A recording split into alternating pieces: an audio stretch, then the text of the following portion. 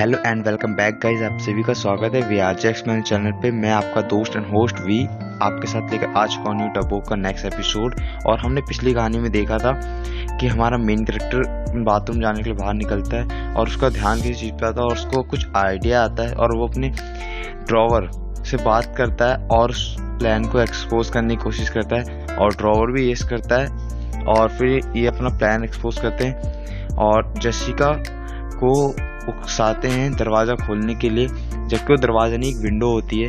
और जेसिका की विंडो खोलते ही मैजिक सर्कल टूट जाता है। जेसिका द्वारा मैजिक बनाया गया मैजिक सर्कल टूट जाता है और फिर हमारा मेन कैरेक्टर और ड्रॉवर मिलकर जेसिका को एक्सपोज करते हैं और उसके बाद वो उससे पूछते हैं कारण क्या था और जेसिका को बताते हुए कि वो कैसे हारी, और हम देखते हैं उसके बाद उसका कारण। सो गाइस, हम देखते हैं कि स्टोरी में हमारे ड्रॉवर की तिलिस्म से निकलती है एक बटरफ्लाई और वो बटरफ्लाई हमारे मेन कैरेक्टर डायरेक्ट माइंड पे कांटेक्ट करती है और हमारा मेन कैरेक्टर कुछ विजन्स देखता है। सो गाइस, मैं आपको पहले बता देना चाहता हूँ जो हमारा मेन कैरेक्टर जो विजन देख रहा है वो सारे के सारे पल हमारे जेसिका के साथ रियल लाइफ में बीत चुके हैं। तो चलिए गाइस, स्टोरी में आगे बढ़ते हैं।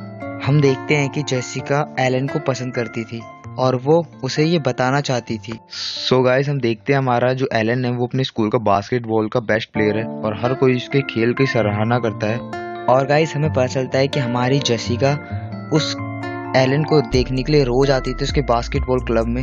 और गाइस, हम जेसिका की मन की बात सुनते हैं और वो कहती है मैं इतनी शर्मीली और नर्वस हूँ कि क्या वो मुझे हाँ कहेगा, क्या वो मुझे पसंद करेगा। और गाइस, हम देखते हैं जेसिका ने हिम्मत जुटाकर एलन के पास गई और उसने बोला एलन। जेसिका ने एलन के सामने अपने सभी भावनाओं को प्रकट कर दिया और बोला एलन, मैं तुम्हें पसंद करती हूँ, क्या तुम मेरे बॉयफ्रेंड बनोगे। एलन अपने मन में सोच रहा होता है मेरी किस्मत, उसके पास अच्छा शरीर है और वो मेरी तरह ही है। गाइस, हम समझ सकते हैं एलन के सोच और उसके माइंड सही नहीं है जेसिका की तरफ और वो उसे गलत नज़र से देख रहा है और इसी वजह से एलन ने जेसिका को हाँ कर दी। हम देखते हैं एलन जेसिका को हाँ करता है और जेसिका कहती है सच में मैं बहुत खुश हूँ आज।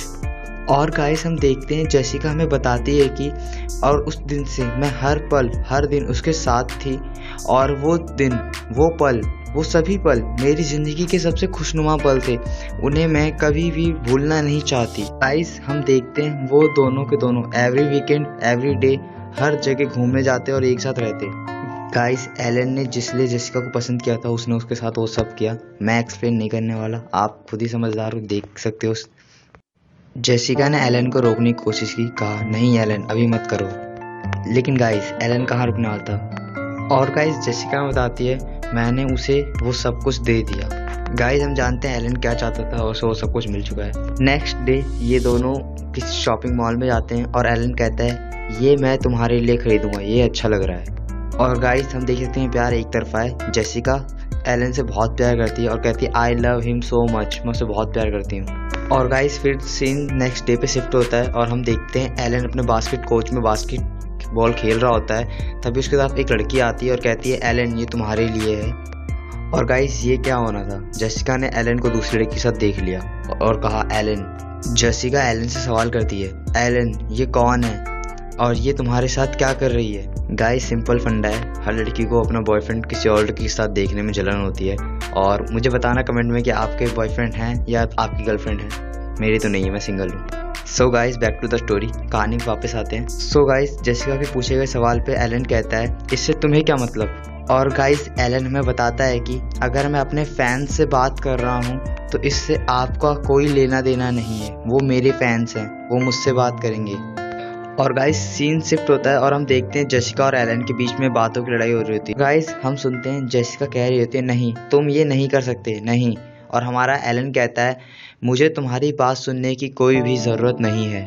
गाइस, और एलन कहता है तुम्हें क्या लगता है तुम क्या हो। और गाइस, ये एलन सीधा जेसिका की इंसल्ट कर रहा है क्योंकि गाइस एलन को मिल चुकी है उसकी नीड जेसिका से जो चाहता था। गाइस, एलन कहता है तुम मेरी बॉस हो या और कुछ, मैं तुम्हारा नौकर नहीं हूँ, मैं तुम्हारी बात क्यों सुनूं। गाइस, हम देखते हैं एलन इतना कहने के बाद अपनी बगल वाली लड़की को जो उसके साथ बात करी थी उसको लिप टू लिप किस करता है और जेसिका सब देख रही होती है और कहती है ओ एलन और गाइस हम देखते हैं एलन को इतना सब कुछ करने के बाद भी कोई फर्क नहीं पड़ता। जेसिका वहाँ बैठकर रो रही होती है और एलन खुश हो रहा होता है और उस लड़की से उसका नाम पूछता है और उस लड़की का नाम लिंडा होता है और एलन कहता है लिंडा तुम्हारी आवाज़ बहुत प्यारी है। और गाइस जेसिका अपने घर जाती है और एलन और अपनी फ़ोटो के सारे नए यादों को कलर से मिटा देती है। जैसे कि गाइस हर आशिक अपनी दिलरुबा से दिल टूटने के बाद करता है, वैसी जेसिका भी हो गई थी। और गाइस इतना सब होने के बाद भी जेसिका हार नहीं मानती और कहती है नहीं, मैं एलन के बिना नहीं जी सकती। सो गाइस हम देखते हैं बिल्कुल अंधा प्यार करती है जेसिका एलन से और एलन को इसका कोई फ़र्क नहीं पड़ता जेसिका के प्यार का। और ऐसा ही रियल लाइफ में भी होता है, तो आप ऐसा मत करना प्लीज़। चलिए गाइस कहानी की तरफ वापस आते हैं और गाइस सीन नेक्स्ट डे पे शिफ्ट होता है और हम देखते हैं जेसिका एलन के पास जाती और बोलती है एलन मौसम ठंडा हो रहा है और ये मैंने तुम्हारे लिए बनाया है। और गाइस हम देख सकते हैं जेसिका की खुद की गलती ना होने पर भी जेसिका ने माफ़ी मांगी और कहा प्लीज़ मुझ पे गुस्सा मत करो, मैं गलत थी। और गाइस हम देख सकते हैं जेसिका के इतने कहने के बाद भी एलन के कान पे जू तक नहीं रेंगती और एलन से जेसिका कहती है प्लीज़ मुझ पे गुस्सा मत करो। और एलन जेसिका को वो स्कार्फ लेकर उस पर अपनी नाक साफ करता है और उसे वापस से जेसिका के ऊपर फेंक देता है। और एलन कहता है कौन है जो इस तरह की घटिया चीज़ का इस्तेमाल करेगा। और एलन कहता है और मैं तुमसे थक चुका हूँ। और एलन तभी कहता है मैं तुमसे ब्रेकअप करता हूँ, चलो अब अलग हो जाओ, मुझसे दूर चली जाओ, काफ़ी दूर। और गाइस हम देखते हैं जेसिका रोने लगती है और रोते रोते बोलती है एलन तुम ये मेरे साथ नहीं कर सकते, तुम ये क्यों कर रहे हो। और गाइस एलन से जेसिका पूछती है ये कल की बात के लिए तो नहीं है ना, अगर ये कल की बात के लिए है तो मुझे उससे कोई फ़र्क नहीं पड़ता, अगर तुम मुझे छोड़कर यूँ चले जाओगे तो मैं मर जाऊँगी तुम्हारे बिना। और गाइस जेसिका के इसके बदले में एलन जवाब देता है जाओ मर जाओ। और गाइस हम देखते हैं एलन जेसिका के कानों के काफ़ी पास आके कहता है मैं बस तुम्हारे साथ खेल रहा था, इसे दिल पर मत लेना। और गाइस हम देखते हैं एलन जेसिका को अकेला छोड़ के चला जाता है उधर और बहुत तेज़ हवा चल रही होती है और जेसिका अपने घर पहुंचकर कहती है मैं इसे स्वीकार नहीं करती, मैं तुमसे नफ़रत करती हूँ एलन, मुझे तुमसे नफ़रत है। और गाइस जेसिका ने ये कहते हुए अपने हाथ की नस काट ली कि एलन अब तुम मुझे इसके बाद हमेशा याद रखोगे। गाइस जेसिका साइको है क्या, उसे कोई फ़र्क नहीं पड़ता तेरे होने या ना होने से, तूने क्यों अपनी हाथ की नस काट ली। गाइस कहानी पर वापस आते हुए और हम देखते हैं खिड़की पे नॉक हो रहा होता है और जेसिका की स्पिरिट उसके अपने शरीर को देख रही होती है और रो रही होती है काफ़ी। और गाइस हम देखते हैं खिड़की के बाहर जो नॉक कर रहा होता शख्स होता है वो एक लेडी होती है और वो देखकर अंदर कह रही होती है क्या बेवकूफ़ बच्चा है, इसने अपनी ज़िंदगी ख़त्म कर ली, इतनी सुनहरी ज़िंदगी ख़त्म कर ली। और गाइस हम सुनते हैं विंडो के बाहर वाली लेडी अंदर बोल रही होती है जेसिका की स्पिरिट से क्या आप उस आदमी से नफरत करते हैं जिसने आपको धोखा दिया। विंडो की बाहर वाली लेडी कह रही होती है जेसिका से तुम उस लायक नहीं हो जिससे तुम बदला ले सको। और गाइस हम देखते हैं विंडो की बाहर वाली लेडी कह रही होती है तुम्हें बस अपनी खिड़की को खोलना है। और गाइस जेसिका की स्पिरिट सवाल करती है आपके कहने का क्या मतलब है। और गाइस मगर जेसिका कुछ समझ पाती लेकिन जेसिका ने बदले की आग में कहा मुझे बदला चाहिए। और जेसिका ने बाहर वाली लेडी के मुताबिक विंडो खोल दी। और गाइस उसके बाद तो सबको सीन याद है, विंडो नॉक करके एक स्पिरिट सबको बहका कर लेके जा रही होती है और जेसिका हमें बताती है कि मेरे को इतना बस याद है कि मैंने अपने बॉयफ्रेंड एलन को जिंदा ही निगल लिया था। और गाइस हमारे मेन कैरेक्टर की आँख खुलती है और वो देखता है कि ये सारी की सारी यादें जेसिका की थी। और गाइस हमारा मेन कैरेक्टर दर्द से चिल्ला रहा होता है और कह रहा होता है आह ये क्या हो रहा है। और हमारा मेन कैरेक्टर सवाल करता है जो मेरे सर में इमेज आई है ये किसकी है और कहाँ की है और क्यों है। तो गाइस फ्रांसिस ये सब सुनकर चौंक जाती है और हमारा मेन कैरेक्टर नोवा कहता है ये सब मेरे साथ क्या हो रहा है और क्यों हो रहा है। और गाइस हमें लगता है सभी सवालों का आंसर में ड्रॉवर देने वाला है और ड्रॉवर बोलता है इसे शेयरिंग कोलैब कहा जाता है। ड्रॉवर हमें बताता है जब भी टैबू की किताब के सार के रूप में जब भी टैबू एकत्र किया जाता है तो टैबू की स्मृति का अनुभव होता है। सो गाइस सिंपल वे में समझा जाए तो हमारा ड्रॉवर बोल रहा है जब भी किसी स्पिरिट को अपने हम बुक में मतलब उसके दुनिया में भेजते हैं वापस तो हमें उसकी कुछ छाया स्मृति मतलब कि उसकी कुछ यादें दिखाई दी जाती है, वही तुम्हें दिख रही है। सो गाइस आशा करता हूँ आपको ये सिंपल वे अच्छा लगेगा और मैंने बहुत ही सिंपल किया है। और चलो कहानी में आगे बढ़ते हैं और ड्रॉवर में बताता है और यही सब पलों और यादों के रूप में आपके साथ साझा किया जा रहा है। सो गाइस हमें आगे ड्रॉवर बताता है ये अभी अभी एक सपनों की तितली थी, और ड्रॉवर हमें बताता है इसमें इस वर्जित सार की कुछ स्मृतियां होनी चाहिए। मतलब कि ड्रॉवर कहने का मतलब है जो जेसिका है उसकी कुछ यादें होनी चाहिए। तभी हमें जेसिका को दिखाया जाता है और जेसिका कहती है मैं क्या, मैं यहाँ क्यों हूँ, क्या हुआ।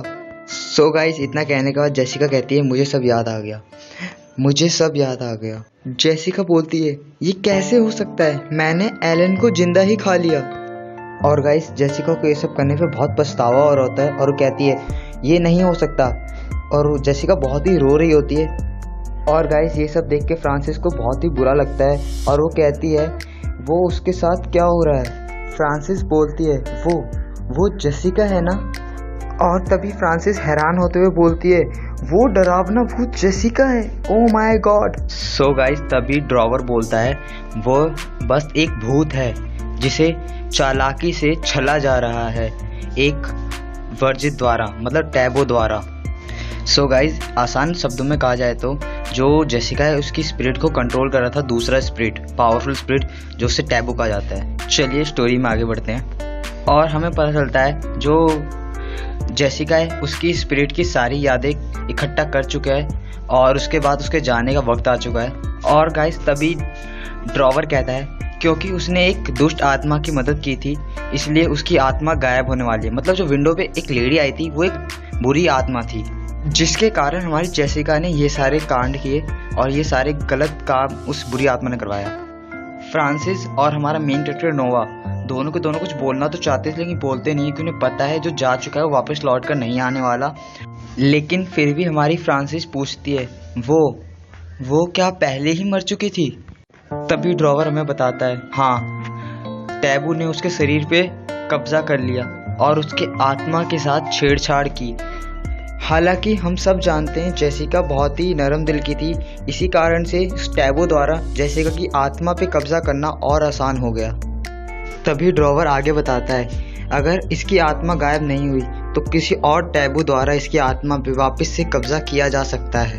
तभी जेसिका रोते हुए बोलती है आप सब ने भी किसी न किसी महत्वपूर्ण व्यक्ति के साथ विश्वासघात किया होगा, किसी न किसी को धोखा दिया होगा। जेसिका ने अपनी बात खत्म ही की तभी हम देखते हैं कि तभी हमें ड्रॉवर बताता है कि चिंता करने की कोई भी बात नहीं है, जेसिका की सारी यादें इकट्ठा की जा चुकी हैं। और हमें ड्रॉवर आगे बताता है ये जगह अब डिस्ट्रॉय होने वाली है, मतलब ढहने वाली है और तुम सभी को तुम्हारे उसी स्थान पे भेजा जाएगा जहाँ से तुम्हें लाया गया था। ड्रॉवर का कहने का ये मतलब था कि इन सबको इनके घर भेजा जाएगा जहाँ से ये उठे थे। और हम देखते हैं फ्रांसिस और हमारा मेन कैरेक्टर नोवा गायब होने लगते हैं धीरे धीरे और हमें लास्ट सीन दिखाया जाता है जेसिका रोते हुए गायब हो जाती है।